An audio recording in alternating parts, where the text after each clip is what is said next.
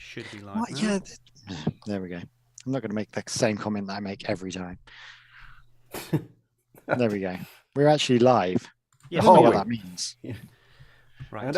And then it turned out he was with the other girl's wife the other woman's wife the whole time. Anyway, no, if you didn't hear the rest of that conversation, honestly, it was really funny. Yeah.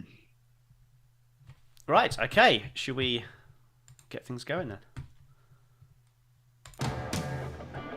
Oh, no. Let me start recording first. Oh, false start. At least I realised. Right. Let's do this. False start. You're regressing it already, aren't you? Max Verstappen has taken the checkered flag to win. That was absolutely brilliant. No, Sergio Perez is giving it everything. Oh no, Maggie, that was so not right. Goes Leclerc, through goes Hamilton. Unbelievable stuff. And into each other goes Valtteri Bottas and Sergio Perez. Bottas took out both Red Bull tires. And at the back, that's George Russell out of this race. Daniel Ricciardo makes contact there with Kevin Magnussen, and there's a second contact. Hello, everyone. We've made it to 100 episodes. How have we made it to 100 episodes? I have no idea, but judging by my false start there, by forgetting to press record, we've learned nothing in 100 episodes. No. None whatsoever. But thank you everyone for joining us for our 100th episode, and we have with us, joining us for the third time, so I guess statistically that means you've been on just over 3% of our episodes. We've got Statman Sean Kelly back. Hi, Sean.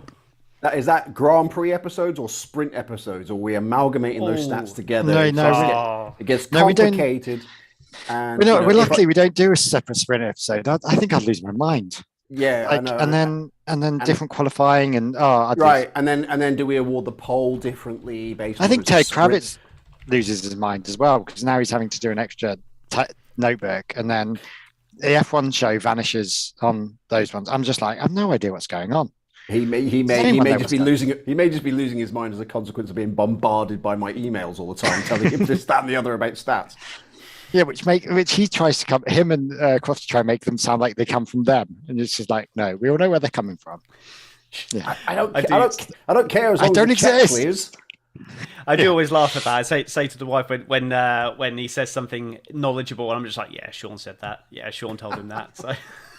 I want to say, by the way, in full fairness, whenever Crofty and I appear on the stage at the track, he is the first to bring up the fact that I write all that stuff, and he's full disclosure to the audience. He's like, Sean's a big part of the team. You don't see him on the air, but so he doesn't try and hog the limelight when he's in person. So yeah, I mean, the spreadsheet is the real star of the show. We all know that. That's all right. We'll all be out of a job next year because AI will be taking our jobs. Yeah, this is it. Absolutely. Our last glorious year. Hey, we're all striking about that. So my industry's all striking about it. So yeah, well, yeah. I was thinking about we should all go on strike, but then AI will just hire some AI replacements and put us all. Yeah. Well, that's what Netflix did. Everyone went on strike because of Netflix being not paying writers and worrying about AI, and then they went and actually, we're going to hire an AI specialist for $400,000 a year. I was like, what? Well done. That's always like crapping in the back garden. And of course, the Formula One film has been hit by yes. this. They were filming. Yeah. They filmed at Silverstone. They filmed again at the Hungaroring, and luckily, somewhat serendipitously, where I was hosting all weekend was directly over their garage. Nice. And they were filming several sequences there. I won't give away elements. I won't give away what they did. Yeah. But I saw a lot of plot devices being employed there. Oh, nice. And yeah. Do you think it's going to be any good? I get asked that, and I say, yeah, sure. I tell you what, this hypothetical film that has not yet been shot yet, and they probably haven't decided certain elements of the plot, and not quite sure how it's going to end. It's going to be fantastic or rubbish. It's going to be one of those two. Yeah. I have no idea. No one's got any idea whether it's going to be any good. I mean, a film is great. A script can be great. And it could be terribly shot or terribly produced, or it could be a sort of so-so script, but it could be well acted. You know, it's an organic thing, isn't it? You know, all I can say is they're putting a lot of resources into it. That much I can guarantee. Yeah. And you've seen See, I work in what happened with the Barbie film, for instance. It just takes on a life of its own. I think that's what they want to happen with it, but it's a lot of heavy lifting to get it to that level. I work in the locations world, and it's so interesting working out how they managed to even get into these places and manage a film crew in a real live situation like that. Like I've done a couple of live things where we're at festivals and things, and it's hard work, and that we're trying to control everyone else, and it's always the randomers that you're trying to control. And I saw like bits of like Carlos Sainz walking with Brad Pitt, walking down this famous picture of that, and it's just like trying to get the timings right for all those type of things. Must be mad, Yeah, I mean, obviously, it has the blessing of Formula One and the support of F1, which otherwise there was just no way they could get this done, because it would, as you say, be just too logistically complicated to do. But I can tell that F1 is putting a lot of effort into it from what I've heard about it, from what I've seen them do. And I'm sure if you really wanted to find out things that have happened, you could probably look up people's Instagram stories that they film from the grandstands of, oh, look, this is interesting. Well, look what they're doing here. What does this mean in the film? Yeah. But of course, you don't know if they'll use that in the film. It could be. But if it's anything like, if it's anything like Succession, they're putting people in places that don't exist just to try and fool you out. Yeah, you're always going to shoot more scenes than you use, and you never know. Like, oh, well, no, we could use a scene where this car overtakes this car, and they might shoot it 5 times, and then it might never make the film. So this is my complete nerd fest talking about film production and motorsport. Like, normally I don't get any of my film world into these things. There's also this weird TV show happening as well, isn't there? Have you heard that one? You don't mean the grandstand with Will Arnett and Daniel Ricciardo? Oh yeah. Funny enough, I was going to mention. So what's the story with that? Well, I was great, obviously. Yeah. I mean, I was completely great. I didn't see it personally, but I heard terrible things about it, but very good things about yourself. I'm glad you approve. Well, suffice it to say that. How do those things come about? What's that? Sorry. How do those things come about? Like, do they just ring you and go, "We need to co-host that actually knows what the hell they're talking about," and a random actor and a driver that doesn't know what he's doing at the moment because of contract deals? Well, I suspect, as I understand it, I mean, anyone in the US will be aware of a show called the Manning Cast. It's not called the Manning Cast officially, but it's become known unofficially as the Manning Cast. And that is Peyton and Eli Manning, the NFL legendary quarterbacks, Super Bowl winning quarterbacks, brothers. Of course, basically yes, I know. Sit and watch NFL Sunday Night Football, I think it is, or Monday Night Football. I think it's Sunday Night Football. Yeah. And it's them basically being like 2 guys watching it on the sofa. And it's been quite a hit here in the US. And they obviously thought, well, look, while the iron's hot, what if we did it for Formula One? Hey, who's available right now is Daniel Ricciardo. And he's a big hit. People would watch him. Okay, let's do that. But who would we pair him with? Well, we kind of need somebody who's famous and is is an F1 fan, and is a bit blokish, a bit not like a super nerdy guy, but just like a regular fan type of guy. And that's how Will Arnett came into it, because Will Arnett had his own Formula One podcast. And then last but not least, as I understand it, the concept went, we need somebody who's a super geek for these things and can basically keep them on the straight and narrow with milestones, things to look out for, and so on, and can also very, very quickly provide an answer if they randomly throw to him for a question. And as I understand it, more than one person named me. So luckily it didn't really go to straw poll, because the producer of the show had previously worked with me at NBC. So he sent me a direct message one day saying, "Are you free during the race in Canada?" I said, "Yeah." Why? Are you doing something? He said, "Well, we might be." Okay, well, that's good to know.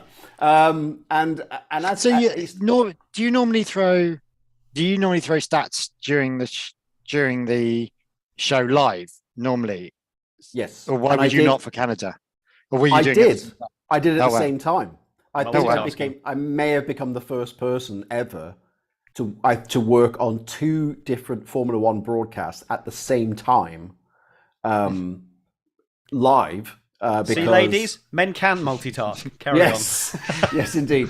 So for those who are watching, well, if you were watching in the UK, for instance, on Sky Sports F1, you would have heard Crofty and Brundle talk about stats that I was sending to them. And then on the red button, you would have heard me and seen me while simultaneously doing that job in vision, talking to Daniel Ricciardo and Will Arnett on the air. So I had 2 shows going at once, which was quite entertaining because it was a bit of a hat dance to be typing some stuff and talking about something else. And there was a moment in the show where it came into the broadcast because Danny asked me what was the first race in which he did a shoey. And at that moment, I couldn't remember for the life of me what it was. I was like, it's one of the old tracks. It was like Spa or Silverstone or something like that. And I think he said to me, no, it was the Nürburgring, which in itself, I don't think is right. I think it was Hockenheim. I think he's confused Hockenheim and the Nürburgring. But my mind went blank because Verstappen had just led his 200th consecutive lap in Formula One. Like he's on this massive streak of laps left. And so I said, sorry, I was distracted because Verstappen's just led his 200th consecutive lap. Now, the guest that was on at the time was Marshawn Lynch, the NFL player. And I said this, I announced this to everybody, and Marshawn Lynch, who's never watched a Grand Prix in his life, went, whoa, like all today? And I was like, no, not today. And which was actually, when you think about it, that's actually brilliant in the show because, like, if you want like the nuance of Formula One, well, watch the Sky Sports broadcast. If you kind of want it to be a bit blokish and to be a bit, you what? Like, I've never seen this before. What's this Formula One thing? It was brilliant, and I thought, right, that was pretty cool. Well, I guess that's kind of everyone's got their own niche, and everyone, what, like with the kids broadcast and stuff as well, you've different broadcasts for different people, and it's not aimed at us, that kind of thing. It's aimed at people who don't really know F1. Same with Drive to Survive. That's not aimed at us. So yeah, I say to everybody, I've only ever seen the first episode of Drive to Survive. I've never seen any of the others, and that's not because obviously I find the subject matter interesting, and it's not because I don't think that they do a good job of it. It's just more like I don't really want to watch a documentary about work on my off days. But it's not for me because I was here already. So and that's why I don't watch films and watch Love Island. Literally, because if you're watching film, you're like, oh, I wonder where that happened. That's the thing I'm going to find really hard about watching the Formula One film is, I'm really into Formula One, but also know so too much about the film world, and I was just like, this is going to be really weird to try and match the two together. Like, with that being shelved, it's a bad indictment that people are more upset about Brad Pitt not making it onto the F1 grid than Nick de Vries. Well, there's time yet. Yeah. It could be the grandstand with Nick de Vries and Will in Austin and Las Vegas. So it remains to be seen. Actually, to close the point, what actually will happen next? I don't think they know. So I'm not withholding any information. I'm not keeping stum or anything. We're not sure yet what will happen to it. It's supposed to be for Canada, for Austin and Las Vegas. And I think what we did in Montreal, I know that there was some negative reaction to it, but really, it was the first time both Daniel and Will had ever done live television. They've been guests on live television, but that's different because people are asking you a question. When you're actually anchoring a show, it's quite a different thing, isn't it, Tom? Yeah, absolutely. Compared to when you're actually just a person sitting here answering. This is a much easier gig than when you've actually got to direct the traffic on the air. And I think that they were getting used to that in Montreal. And so it's a bit of a shame for us, not for Daniel, because obviously he's got himself a weekend job now at AlphaTauri, that he won't be joining us. Unless, of course, he does join us from the car, in which case it would be an amazing broadcast, an incredible broadcast. That would be good. And that's what happens in IndyCar, isn't it? They like talk to them during Formula E, they do. I don't think they do an IndyCar. I can't see Daniel Ricciardo. Can't see Daniel Ricciardo like anchoring a show while driving a Formula One car and then talking to like his showbiz pals in Zoom calls while he's trying to go around the racetrack. I'm pretty sure AlphaTauri wouldn't appreciate that. I don't think. I can't see Red Bull going for that one. somehow. Even Red Bull with their marketing genius would be like, Yeah. could you concentrate on the road, please? Yeah. But we actually probably should talk about some Formula One at some point. The show's like 20 minutes older. We haven't even talked about it yet. Sorry, but- it's my off. No, it's I'm great. off. I'm off this month. I'm just. And riffing we on appreciate you coming on, even though you're incredibly jet lagged and only just woke up. So you look incredibly good for someone who just woke up. So that's awesome. But Jumped in you the were shower. last. You were last on with us doing the 2020 season review. So that was quite a while ago. So how much is your? It is true. That is a stat. I promise you. 2020. That was the last time. Yeah. Yeah. Yeah, we did a grid talk did show a grid. together as well, but yeah, we did two. We did two in 2020, and it was a season review. That is a stat. You can look it up if you want. But I was just really curious as to how your role has changed in that time, because it's quite a long time ago. Well, my role hasn't really changed compared to what it was. You seem to be doing a lot more. I've added something which is more visible to people who are at the track, which is I'm hosting on the stage a lot more. And the stats in the broadcast, all that stuff, I still do. It's the same job every week, But now they've realized, wow, this guy can actually talk for long periods of time and be relatively entertaining. And I think, I tell most people, I think what happened is they realize, okay, so this guy can talk for 20 minutes without hesitation or repetition, and he's 100 grand cheaper than Jensen Button. You're hired. I think that's genuinely what happened. So now I'm kind of the master of ceremonies for F1 Experiences at most of their events that they do at the track now.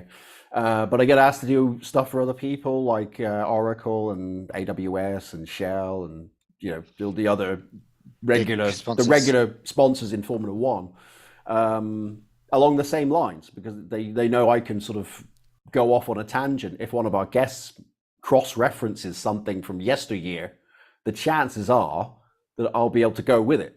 Like, for instance, a few weeks ago, we had Beat Zender from Sauber, aka Alfa Romeo, and he was referencing the fact that he was at Sauber before they were in Formula One, when they were in World Sports Cars. And he was talking about Michael Schumacher when he raced the Sauber Mercedes in the World Sports Car Championship. And I was able to say, yes, and of course you won, I think you won Autopolis 1991. And I didn't know he was going to go there. But luckily, I have enough depth of knowledge to know, oh yeah, of course, because Schumacher won, I think, Autopolis 1991 with you. So that provides a sort of safety net for them, that they know that, okay, so the person interviewing me actually knows quite a lot of base knowledge. He doesn't just have to go and look me up. So, he might know my career, but he also knows the careers of the other people in the whole sort of ecosphere. So yeah, it's been quite fun. And it's quite interesting that the drivers don't necessarily know who I am until they get interviewed by me.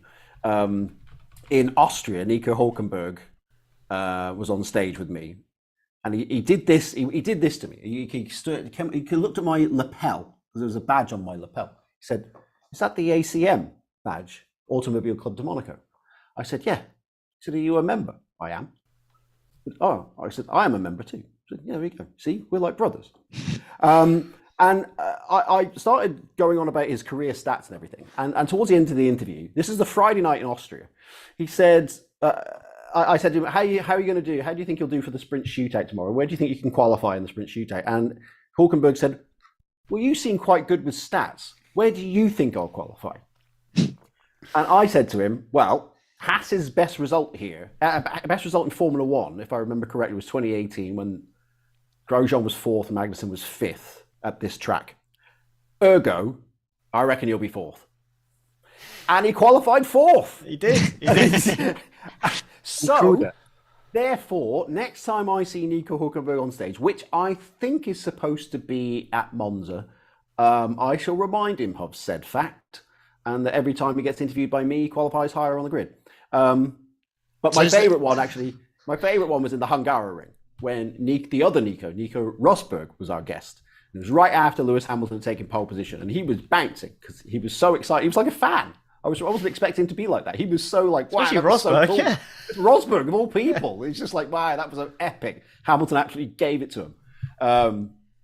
And he came in and he said, he announced to everybody, he looks at me, he sort of points at me, he says, ladies and gentlemen, I just want to say that your host is like, if you don't know, is like the best statistical brain in all of Formula One. And I'm waiting for him to make a joke. Like, I'm like, where's this going? Has he been, someone's winding him up. Like, if someone said, go and make a joke of this and see what you get. But he didn't. He was genuinely saying it to me, to the audience. And I thought, wow, okay, well, that's put me at ease. I feel like I'm ahead in the interview before I've even started. So I thought, well, while I'm ahead, I'd say to him, I said, so Nico, can you answer the burning question in my mind? Why is it you follow my wife on Twitter, but not me? Because is he now following you? He's not. My wife is a former Broadway dancer, so she's the brains and the talent of this operation. So Nico Rosberg follows her on that basis, but he doesn't follow me. And that became a whole running device in the whole interview. And everybody came up to me after and said, that was a really funny interview you did with Rosberg. We weren't expecting it to be so human and to be so comical. Because normally, because interviews with drivers can be a bit stilted, but that one was actually comedy gold. So it is, I would say that interviewing people on the stage is great because you've got a live audience, you can play with the audience a lot more. When you're doing stats to broadcast, it's just like, okay, Verstappen's broken this record, Verstappen's broken that record, Red Bull broken this record, Verstappen's broken this record. And that's basically been the story of my year. Yeah, so it's been Is it not getting a bit... Sorry. Yeah, go on, Cole, you go. Is it not getting a bit boring now? Because I don't know, like the same, like they're breaking records, but the records are all the same person or same team breaking them. Is it not? It feels like that it's sort of getting a bit samey for you. We go through these phases in Formula One. We were very lucky in 2021 that we had two drivers that were neck and neck. That's a very rare occurrence. That is the exception and not the rule. Since the start of the 1990s, we have settled in to a Formula One where there is a dominant driver and a dominant team, and they will, they'll break all sorts of a variety of records, like most wins to start the year, most poles in a season. That's happened. Like from Senna winning the first 4 races in 1991. Then the next year, Mansell won the first 5 races of 1992 in the FW14B, set the record for wins in a season, and then go through the Schumacher era where he was doing the same thing and Ferrari were doing this, and then we had the Mercedes era. Mercedes were doing all of this every week. Now Red Bull are doing it. So it's actually a continuation of what is normality in Formula One.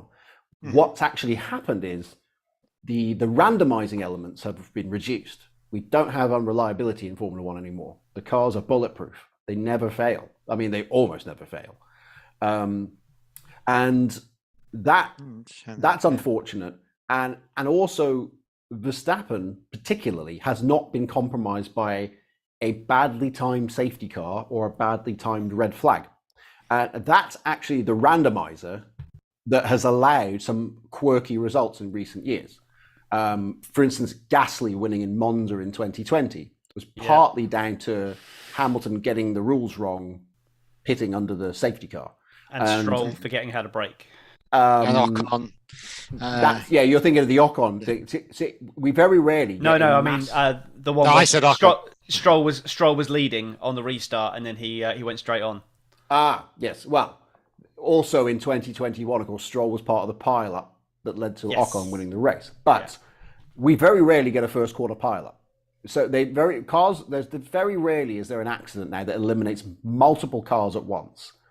I don't know why. I mean, they're just better drivers, I think. They're just better. Yeah, they're just tidier these days.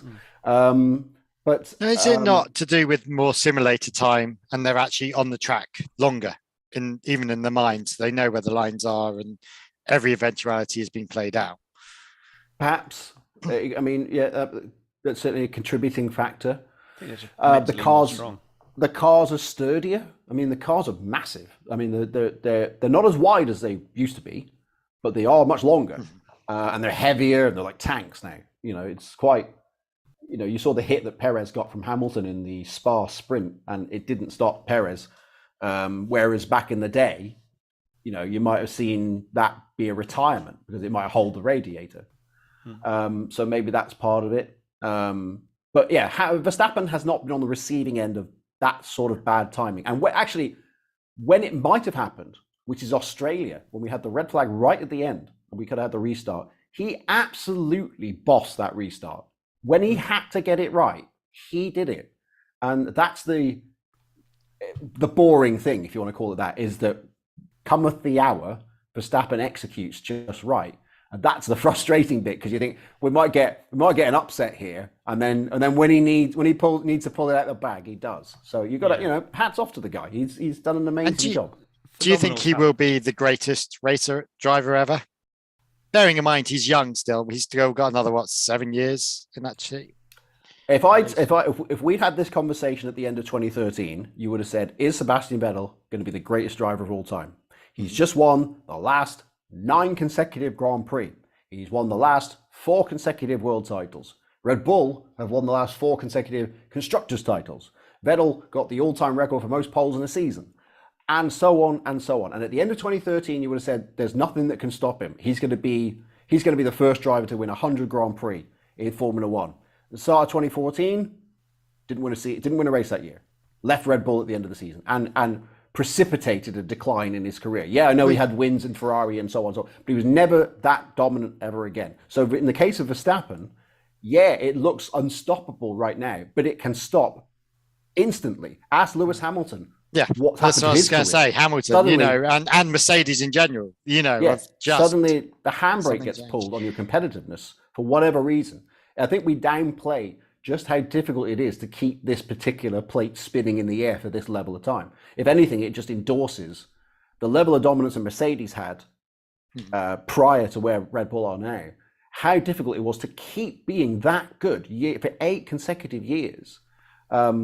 Because now they're not that competitive. Suddenly it looks completely insurmountable. How are you going to close this gap? Well, only a couple of seasons ago, you were in that position, and suddenly you're not. So it shows you just how difficult it is to do that. So we shouldn't downplay the achievement. Yeah, it is kind of a bit samey, because when you're Verstappen, I mean, I tweeted about this actually in Hungary. Several races this season, or X, I've been, the artist formerly known as Twitter, we'll call it that. Yeah. In qualifying, when you're actually at the track in qualifying, there is this phenomenon that needs a name, and that is the slow, mild groan that you hear in the stands at the end of qualifying. When it looks like, Esteban Ocon's about to be on pole. No, Fernando Alonso's about to be on pole. Oh my God, Oscar Piastri's going to be on pole. And then Verstappen comes through at the checkered flag, and Verstappen's on pole. Yeah. I remember that in the mid 2000s with Vettel. Just every race was like, McLaren quickest in every session. Q3, Vettel top. It was. Yeah. But it is amazing how often that Verstappen has been the last guy across the line, and literally, he's got it by like 500th of a second or whatever it is. So when in Hungary, Hamilton got the pole, everyone went wild. It was like a goal had been scored. Even I went wild. I was like, finally, somebody actually beat him. Amazing. Has any team ever won every single race? No. They haven't, have they? Not in a season. Red Bull are on. Sorry, I'm doing your job. It's a matter of dispute, because in 1950... I bet this is something about Ferrari or Alfa Romeo in the 1950s, isn't it? Yeah. Because in the first 11 seasons, we counted the Indianapolis 500 as part of the championship. And Alfa won every race in 1950, and Ferrari won every race in 52, if you discount the 500. However, Ferrari entered the Indy 500 in 1952 and didn't win. So you could say, well, actually, they didn't win every race it started. And of course, McLaren won 15 out of 16 in 1988, and they came within, I think it was either 2 laps or 3 laps of winning all of When Senna, I think it was Senna spin with 2 laps to go. I've forgotten now, but So he was taken out by someone, wasn't he? I can't remember who it was. by Jean-Louis Schlesser, Yeah. who was standing in for Nigel Mansell, who'd got chicken pox and had not sufficiently recovered. And that was Schlesser's only Grand Prix start. So that was his claim to fame. That's claim to fame was knocking Senna. And he was 40 years old when he made that start, if I remember rightly. One of the oldest debutants in the modern age, being that old. Anyway, so no, a team has not won every race in a season. I am not expecting Red Bull to win every race this season, because I've been in this situation every season. It feels like at the start of a year, a team wins the first 3 or 4 races of the year, and it's a case of, well, they win every race this season, and then they don't. Because things have to go right every single time. As I mentioned, you get these randomizing elements. Verstappen only has to make one mistake and suddenly a race is gone, or one fumbled pit stop and they can lose the race. As I said, a safety car coming out at just the wrong moment could lose them the race. So much has to go right, and there are so many races still to go that law of averages would suggest that they won't win every race. I'm not saying they can't, but I'm not expecting it to happen. Eventually, they'll lose one, and maybe I'm just foreshadowing this. Maybe I'm trying to say, please lose one. Let someone else have a go. Yes, please do. But the problem is, if it loses one, it won't be Mercedes. It will be someone random that will win. It'll be Piastri. It'll be Piastri that will win. Do you know someone that you're just like, well done, but it's pointless. Exactly like the Gasly, the Ocon wins of last couple of years. It's just like, what's the point? Like all the George Russell one. Don't get me started. Carla's not a George Russell fan. Hang on a minute. Time out. What do you mean? What's the point? That is the point. Winning the race is the point. What do you mean? What's the point? George Russell winning is definitely pointless. Carl has a bit of a axe to grind with George Russell. He's not a fan. What's he done to you? That and the Spa Grand Prix in general. What is the most dangerous track for statistics? Is it Spa? What do you mean? Like, what's the highest chance of me? I wonder, is it death while doing statistics at a racetrack? Like, what's the most dangerous place I've ever had to do stats from? I think it's mean I guess I don't want to say death rate, but I want to say slightly softer than that. Yeah, I'm assuming you're going down mortality route here. Yeah. Well, not mortality, but even injury and crash rate. Which tracks had the most crashes on per race? I try not to keep statistics in that particular department, but I mean the obvious ones are Monza and the Nürburgring Nordschleife. I'm sure I can't think of any others that jump out at me particularly. I mean Spa, of course. It's the older tracks. I know that what happened at Imola in '94 was a one-off for that weekend.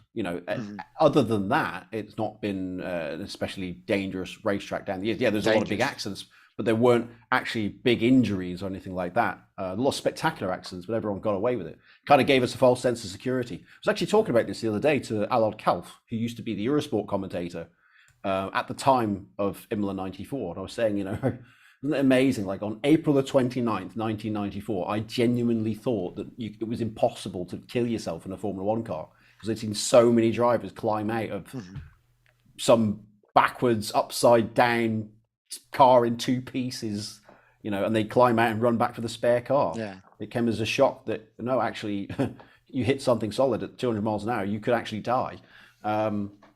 But yeah, most of the grim statistics derive from the older tracks, just because it was a worse era for racing. I know there's a recent movement. I'm talking about. Sorry, go ahead. No, go on.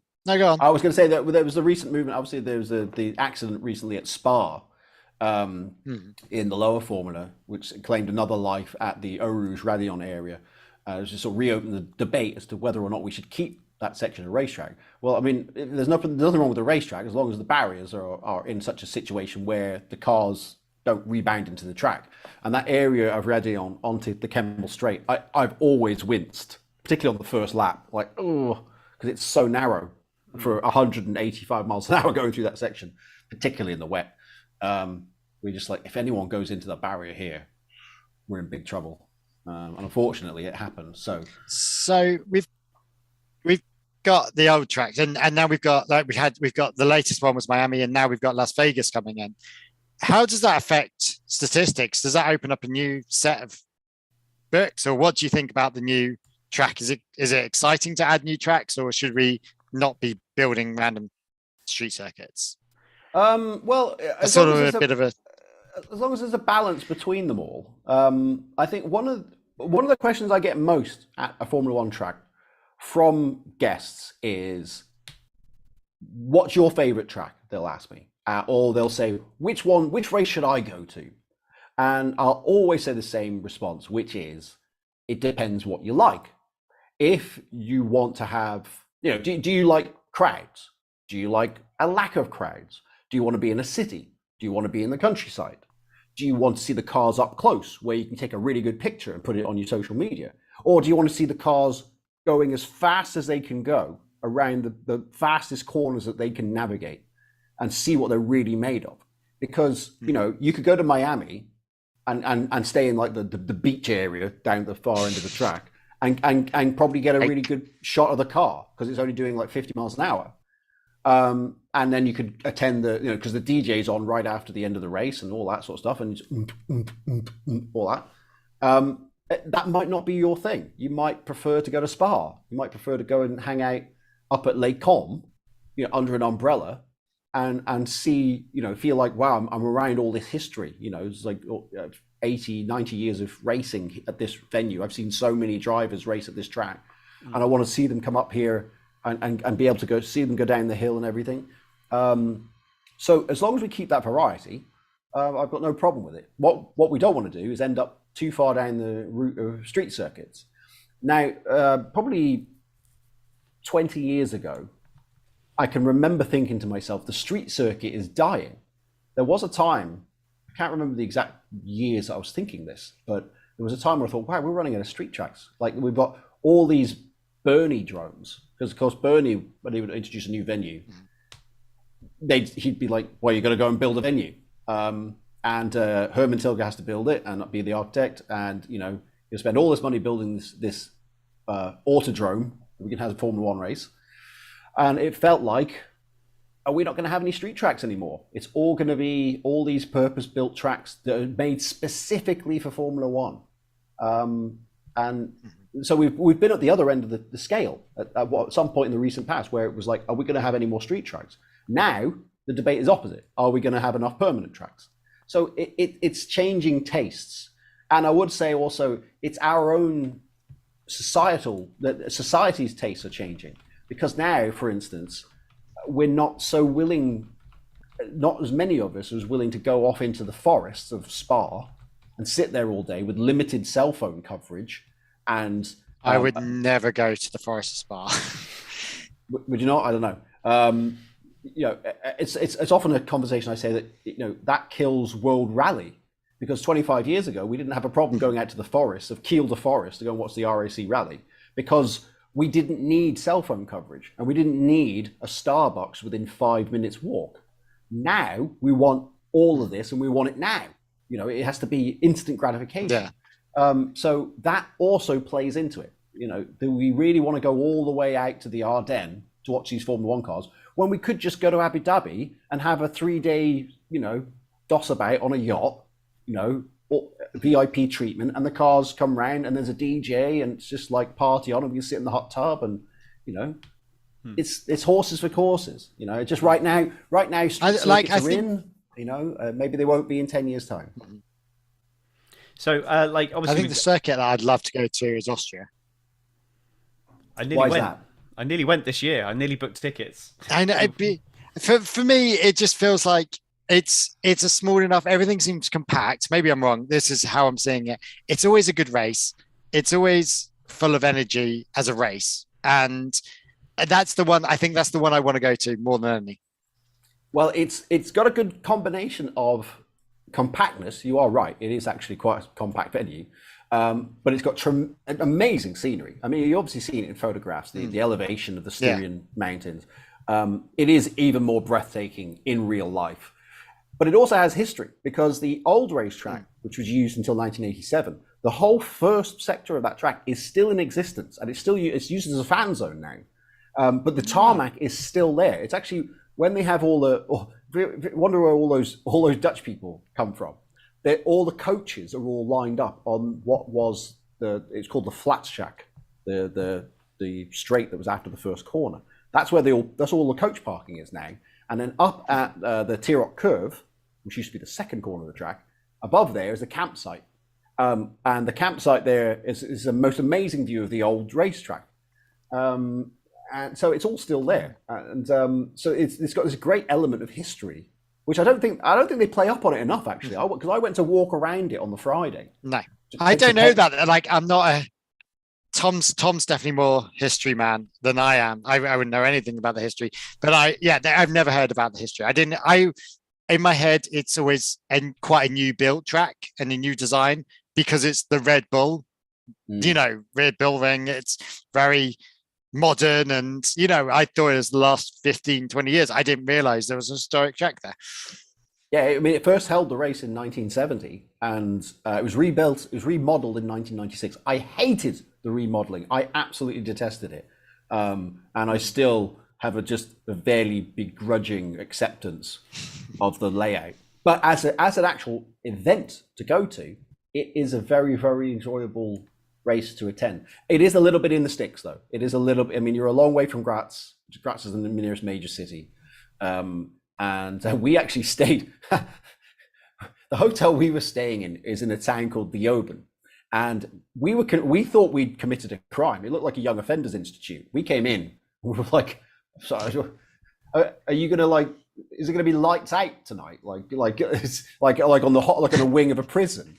I don't mean lights out in a David Croft sense. I mean lights out in the terms of it's the end of the day sense. And there was nothing around it. We didn't have the most upscale hotel in Austria this year, but at the track and everything, it's fantastic. You'd love it.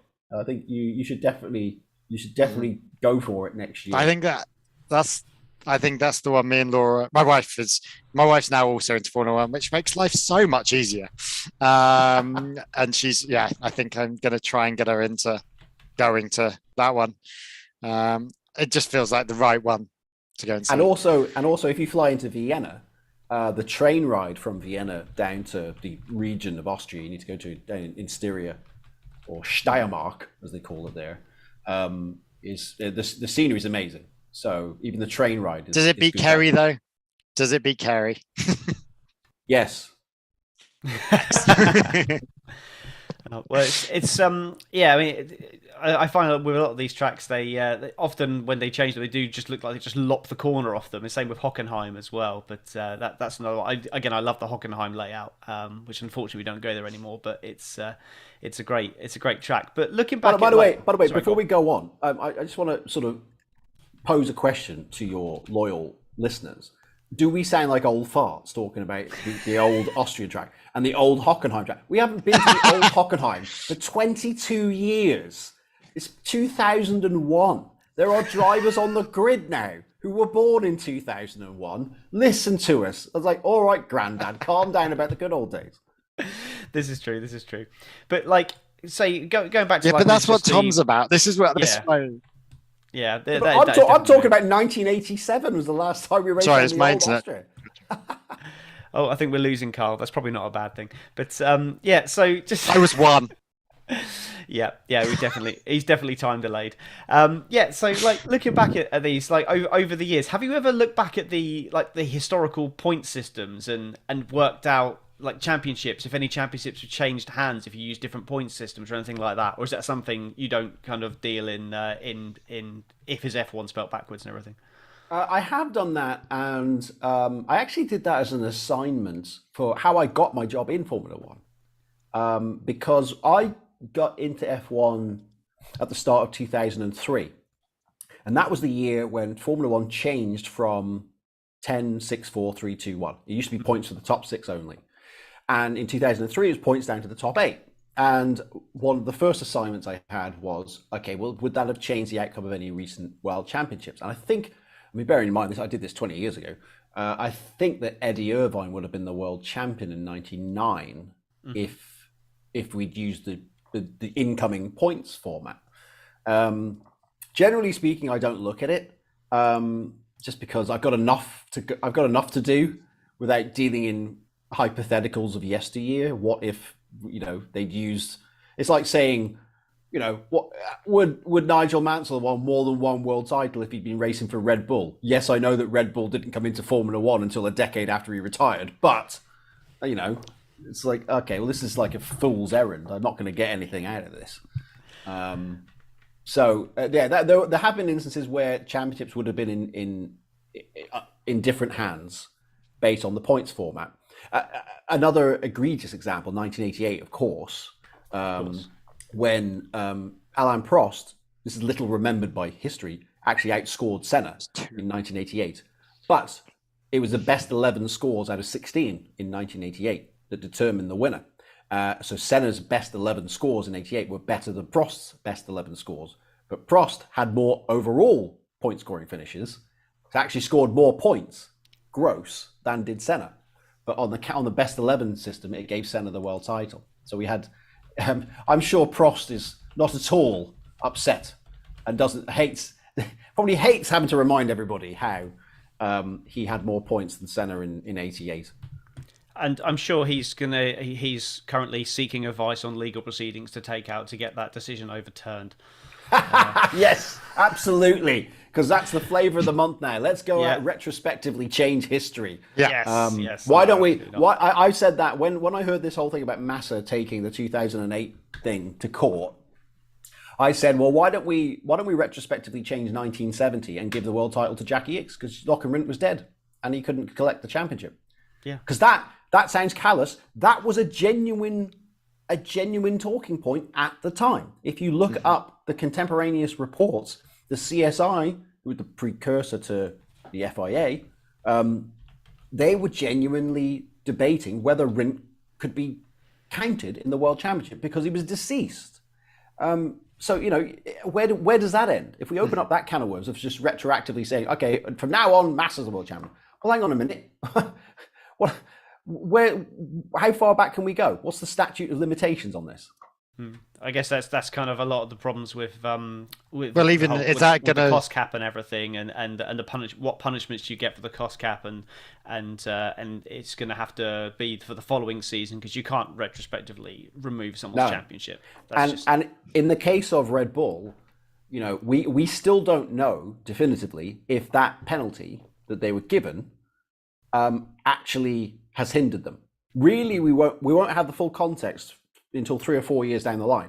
Because if in the second half of this season people start to catch them up, and then next season they're not winning races, you might say, "Oh, it did actually have a knock-on effect in the long term."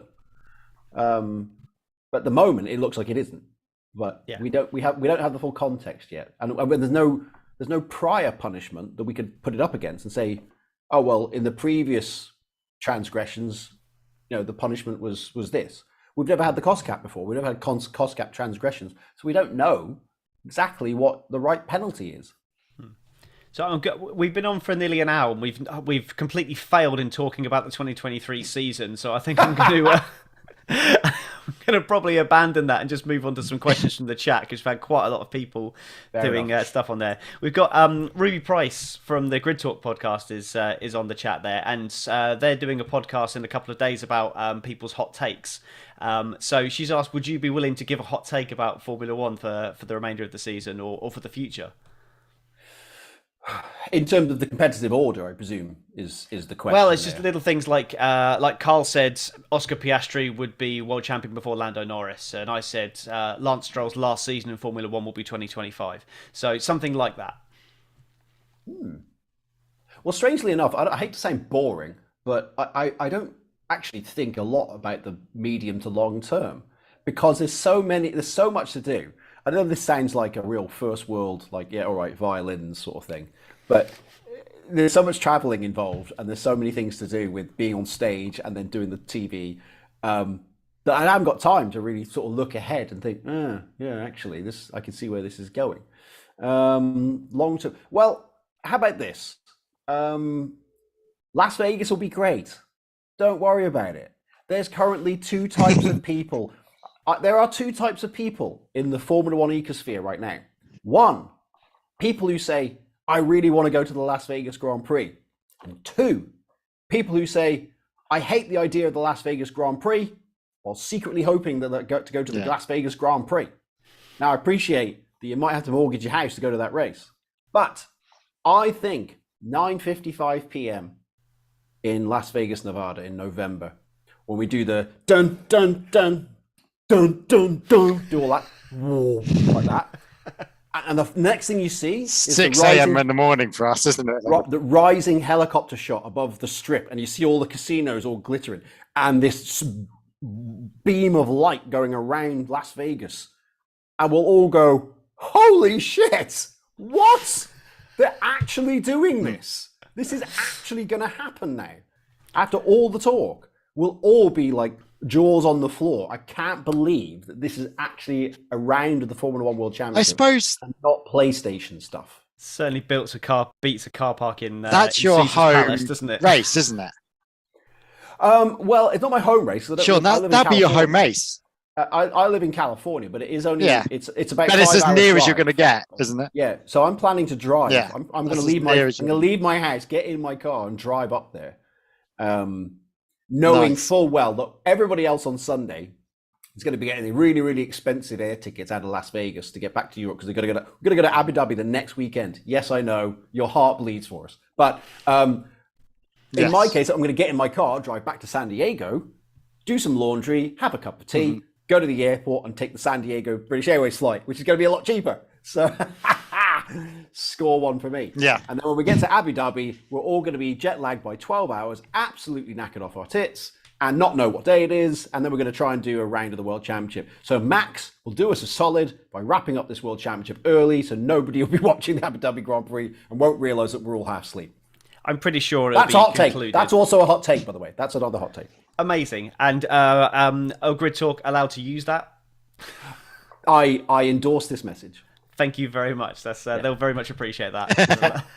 So Aaron from the AHGP podcast in the chat wants some stats about George Russell to annoy Carl. Is there anything that you can say about George Russell to prove that he is in fact a worldly talent? Aaron, I hate you. I've always believed George Russell was a worldly talent. I mean, how can you not? When you constantly push the stat that it was him, Leclerc himself, and Piastri, the only guys who've won the equivalent of F3 and F2 in consecutive years as rookies. So I always knew when he came into Formula One that he was the real deal. At Williams, he was lumbered with a terrible car. That 2019 Williams was the worst Williams ever built. Never heard him complain. All I heard from him was, okay, how do we make the marginal gains? That was when I realized, okay, so this guy's actually got some metal to him. Like, because it's easy to be great when you're winning, but now you're at the back. Now you're getting lapped. How good are you up here? How can you deal with this? And to me, that just solidified to me. Okay, this guy's for real. It was the same with Alonso. You saw Alonso at Minardi, and I thought, I can't believe Alonso looks this good in a Minardi. He shouldn't. There's no way he should look as good of a driver. And then, of course, Russell finally got that one-off Mercedes drive in the Sakir Grand Prix, and he dusted Bottas. At which point, I was like, look, my mind's made up here. You got to get him in the race seat, because there's no reason he shouldn't be. Now, I know that last year Russell took the only win from Mercedes. It really could have gone either way. I would still, in a pinch, I would still be taking Hamilton, because why would you not? With everything Hamilton's done in his career, there's no way you wouldn't take Hamilton if I gave you the choice. But Russell has the ability to be in Hamilton's league in terms of actual ability and pace. Perhaps not in terms of career achievement, because it's a very, very high bar to clear now. But lately, Hamilton has been getting the better of him. And it is an intriguing narrative of the second half of this season, is that can Russell get back on terms with Hamilton? The first half of last year, when Hamilton was doing all those Hail Mary setups to fix the porpoising, Russell had the upper hand. In the second half of last season, Hamilton looked a lot better, even though Russell was actually the guy who got the win. And he is currently in that situation again. It feels like Hamilton has the upper hand over Russell. So I am intrigued if Russell can, redress that balance. In terms of points, you might have heard in our broadcast, I've brought this up several times. Well, I've given it to David Croft to bring it up several times. That in terms of their point margin, the total points scored by Russell and Hamilton since they became teammates is almost identical. So within a couple of points of each other. So it is an ongoing. I don't want to say struggle for supremacy. It doesn't feel like it's not like a Rosberg Hamilton situation where it feels like there's a civil war going on. It all seems very amicable. But I think it's amicable because they're not going for the world championship. I think if there was a title on the line, you'd start to see it get a little bit more shirty. Had Red Bull not been there, that would have been the interesting thing, wouldn't it? Obviously, to see what those two would have been like. I think Russell does absolutely care about it. I think Russell more than Hamilton, because Hamilton can see the big picture, but Russell has got something to prove, I think, and I think he absolutely does. Desperate. But that's his downfall. That is his downfall. Honestly, I think Hamilton cares about it. I'm so impressed by how Lewis still gives a crap about all of this stuff. I mean, he's 38 years old. He's won 7 world titles. So his fans would say 8. He's got 103 Grand Prix wins. He's got all the money in the world. He's got all the fame in the world. He's got everything. And he still cares to be fixing problems and with Shakira. Bouncing. Yeah, he still cares to be fixing problems with understeer and oversteer and like, well, we might finish on the podium or we might not. After all these years of dominance, I'm so impressed that he just doesn't just throw his arms up and say, bollocks to it. I'm not interested anymore. Because I think if I was him, that's where I'd be. But yet he still cares that much. Just like, can we find a 10th here? Can we maybe, get the car turning a little bit better here? Yeah, I'm so impressed that he's still absolutely on it, even though the car isn't. It's pretty impressive. I've got another question from Ruby here. I've noticed a lot of quote tweets of people accusing you of knowing nothing about F1. How satisfying is it when you prove them wrong? I love seeing that the replies. People are like, who's going to tell him? Yeah. The best one, I must admit, the best one was a few weeks ago when somebody said to me, mate, do you even know who Daniel Ricciardo is? And I retweeted a still image of the grandstand where me and Daniel Ricciardo were talking to each other on the air. Yes, I know who Daniel Ricciardo is. That's me making sort of mirth, light of what's actually quite a toxic situation in the world. I think like everybody's very, very quick to engage like maximum levels of antagonism and like why are you so angry? It's just all we're doing is watching very, very, very rich people go round and round in a circle in this parlor game to decide which one of you is marginally quicker than the other ones. That's all we're doing here. We're not curing cancer or averting a nuclear war. It's just this nonsense what we're doing here. Really highly paid nonsense. So why everyone gets why they get such a bee in their bonnet about it, I don't know. But yes, it is rather funny when they'll say to me, I mean, I can remember another time somebody tried to correct me on something to do with Nigel Mansell's car in 1992, FW14B, aforementioned. And he said, well, if you'd been watching Formula One back then, you'd know that bloody, bloody, blah. And I responded something along the lines of, well, I actually wrote a book about that car and its evolution. And I actually worked on, Williams gave me the chance to look at the actual cars in the factory storeroom, where I was actually able to mess around with the switches, and we looked at all the spare parts. They brought all the spare parts that came off of the car, the things they tested. So actually, I'm quite well versed on the FW14B. Thanks for asking. Also, here's the Amazon link if you want to buy the book. Did he buy it? I have no idea.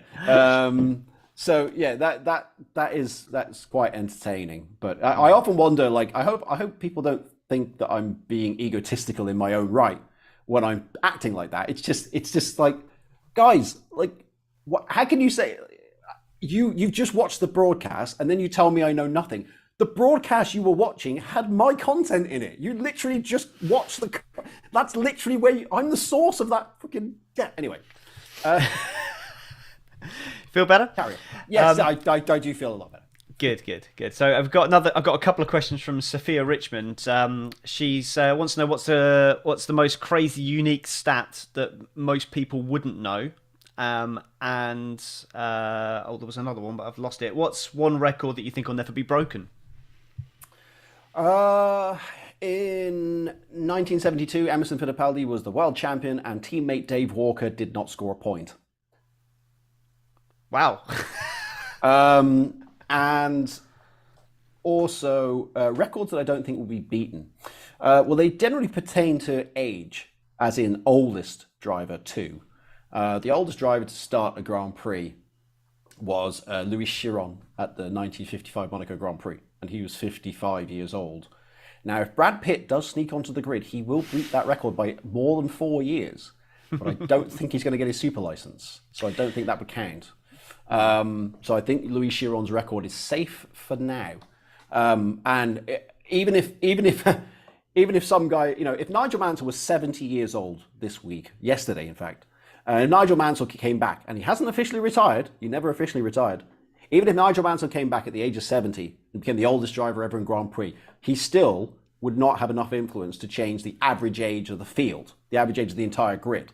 I forget which race has that record. It would be from the 50s, and that's not going to change. We're never going to have an average age of a grid that's over the age of 40.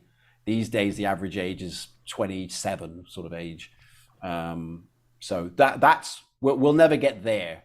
The other records are up. The other records are up on offer, but age records, we're not going to go there. It's a young man's game these days.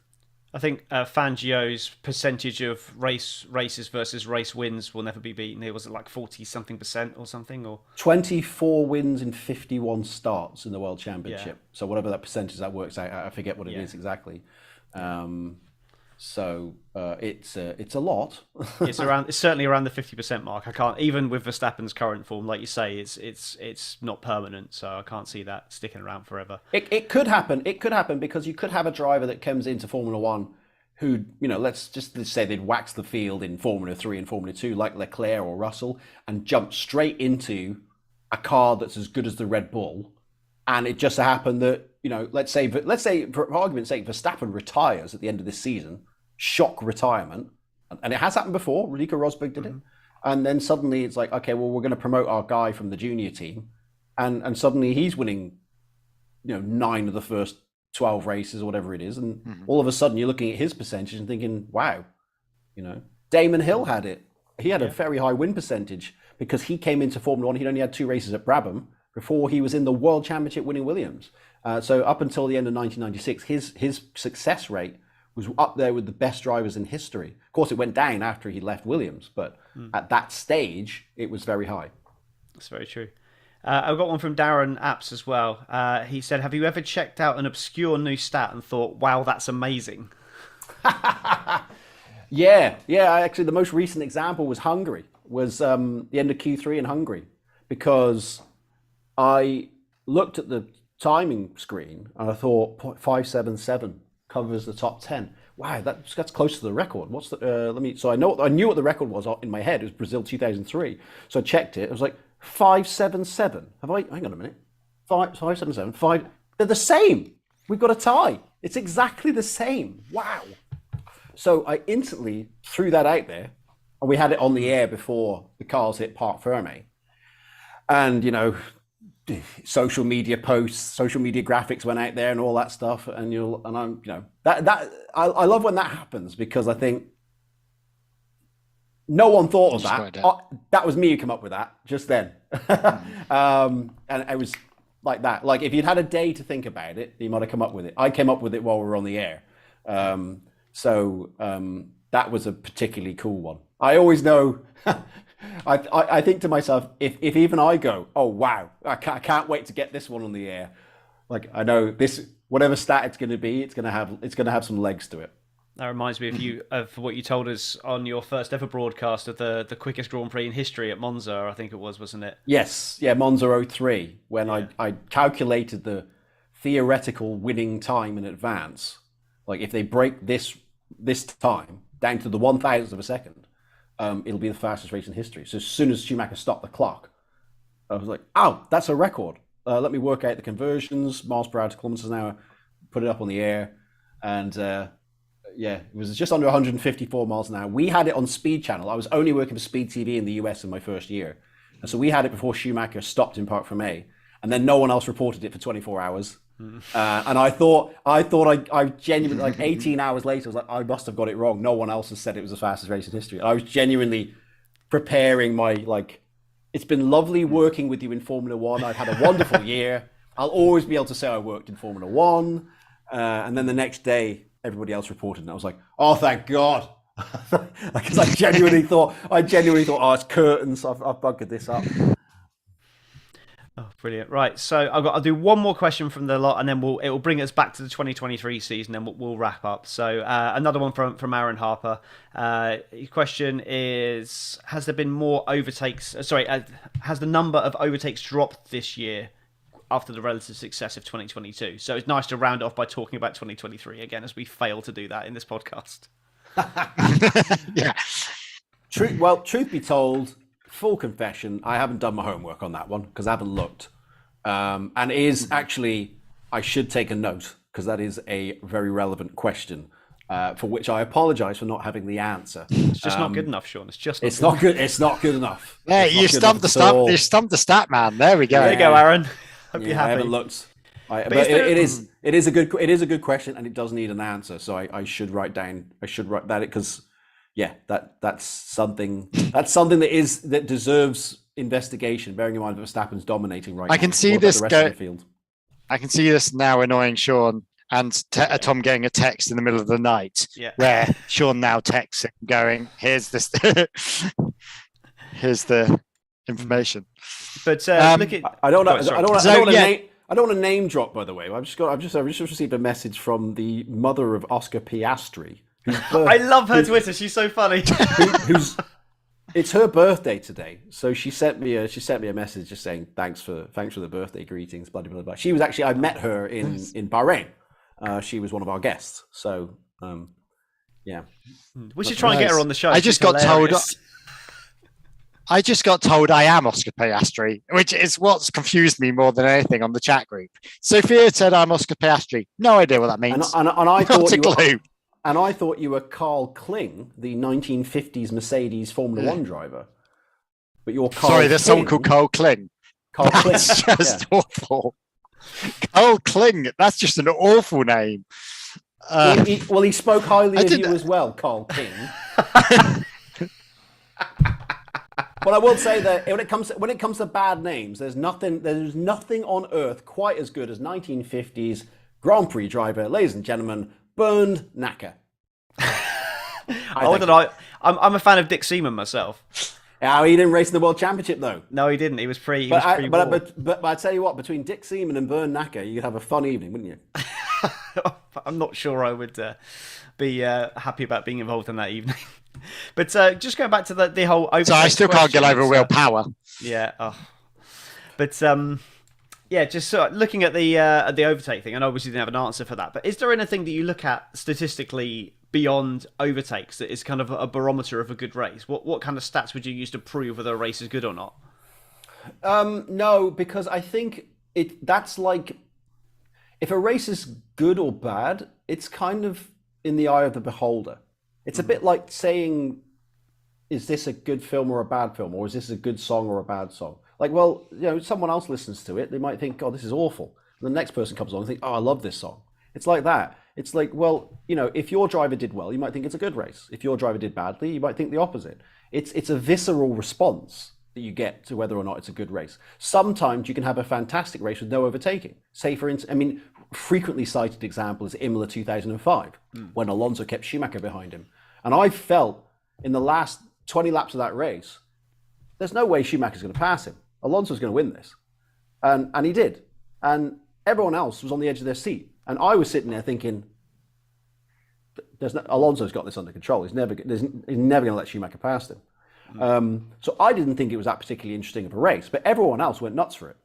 So it's, two different people can view a race quite differently. And it doesn't matter how many stats I throw at you, that's not going to, it's not going to undo your recollection of events. You could watch a race and think that was boring, and I could tell you, no, it was great. You missed. It was so exciting. There was like 100 overtakes.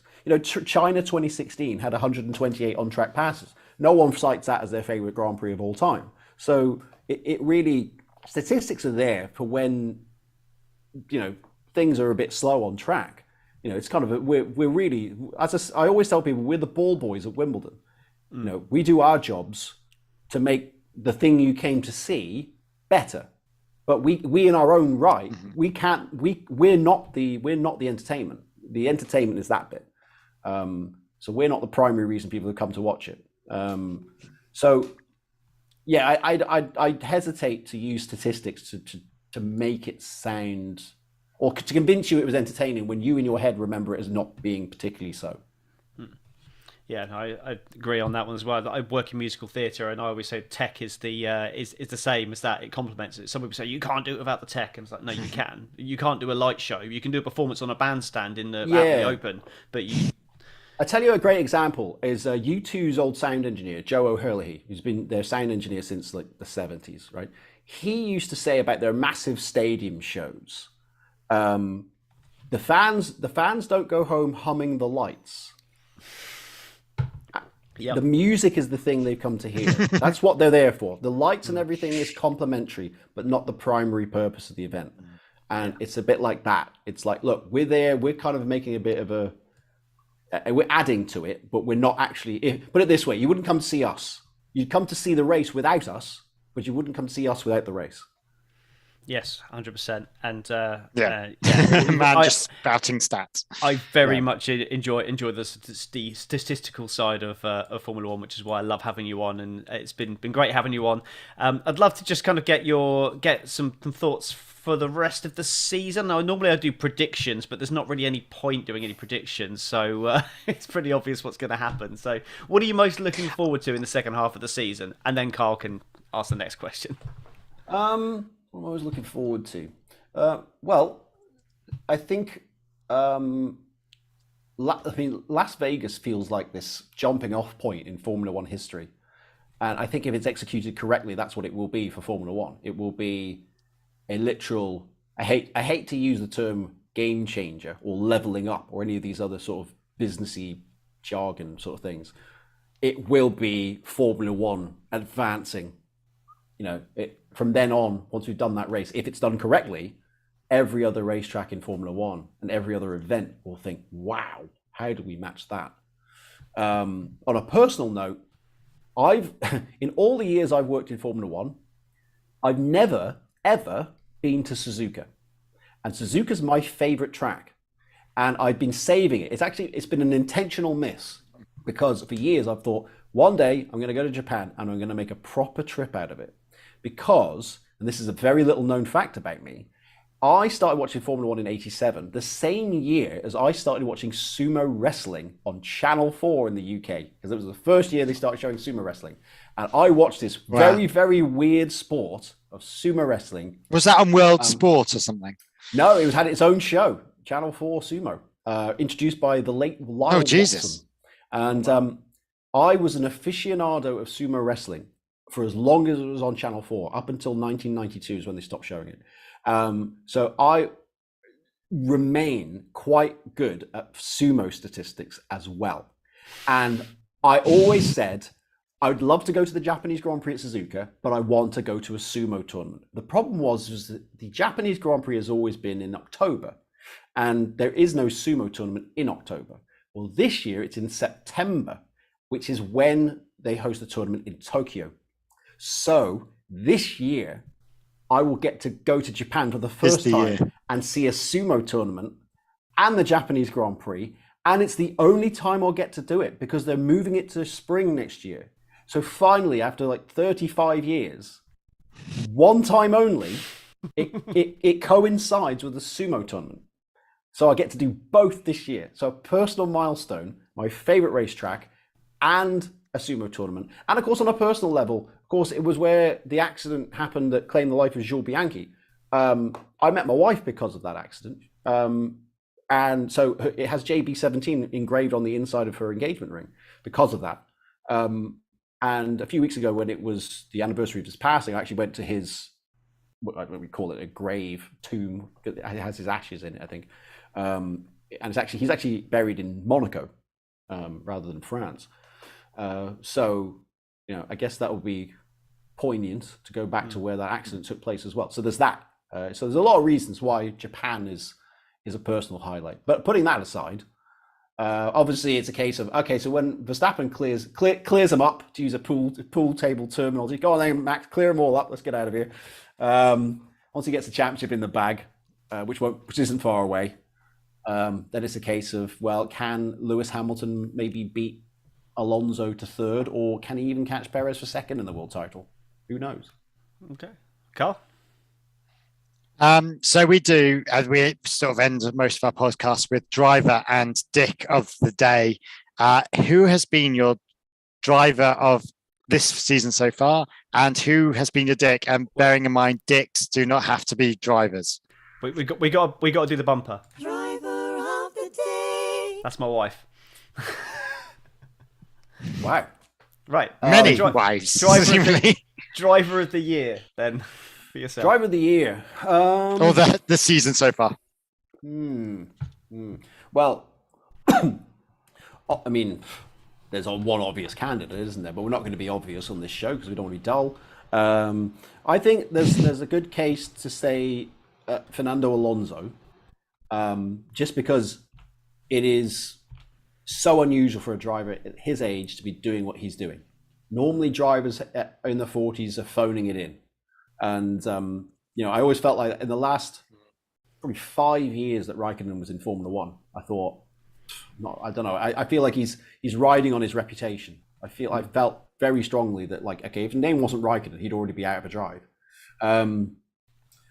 Alonso is now 42, and he shouldn't be. Oh, somebody belched there. I heard that.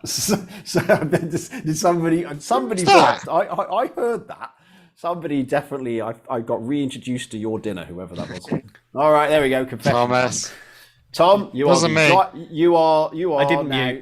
You are going to say. I'm the dick of the day. I'm going to say driver of the day, Alonso. Tom, officially, you are the dick of the day. It's an automatic selection because up until then, I was going to say it was going to be Dick Seaman, but I thought, maybe people wouldn't get the joke. Yeah. Okay. Fair enough. Right. I think that will probably do us then for this. It's been an absolute mammoth podcast, just like the olden days when we used to do like 2-hour podcasts before we realised that no one listens for that long. But I make absolutely no apology. Remember, as I said earlier in the show, he can talk for ages, and he's $100,000 cheaper than Jenson Button. Absolutely. Yeah, hired. Fantastic. Well, thank you so much for coming on board. It's always great to talk to you and to celebrate this anniversary with you. I know I joke about Mark Priestley being our favourite ever guest, but you are our favourite ever guest. So, you are. So thank you very much for continuing to come on. Who's on next week? Probably someone, just some other random podcaster, most likely. Okay, Yeah. I'm gonna guess that he's your favourite ever guest as well, and then the weekend after that. Well, you have to listen in to find out. But yes, no. Thank you so much once again. So we're going to head off now. Thanks a lot to the live chat. Great response from everyone today. I hope we got to all your questions. There's a lot of random stuff in there, so I may have missed a few. But thank you very much. We will see you all in a couple of weeks' time. See you later.